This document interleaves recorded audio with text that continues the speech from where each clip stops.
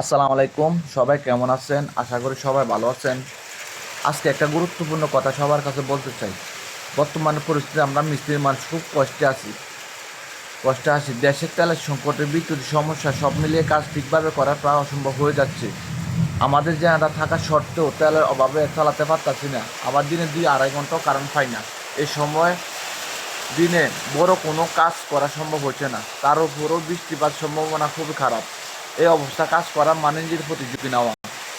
অনেক সম্মানিত মালিক আছে যারা কাজটা একটু আর্জেন্ট করে দিতে বলেন। আমরা আপনার প্রয়োজন বুঝি, আমরা চাই কাজটা দ্রুত শেষ করতে, কিন্তু বাস্তবতা হচ্ছে সময় আর কারেন্ট নিরাপত্তা ছাড়া কোনো কাজ সম্ভব হবে না। আমরা কাজ ফেলে রাখার মানুষ না, আমাদের পরিবার আছে, দায়িত্ব আছে। আমরা সুস্থ থাকলে আপনার কাজ সুন্দরভাবে শেষ করে দেবো ইনশাল্লাহ। তাই এই সময়টা একটু ধৈর্য ধরুন, আমাদের পরিস্থিতি বুঝুন, একটু সহায়তা করুন।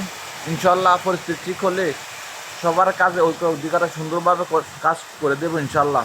আসসালামু আলাইকুম।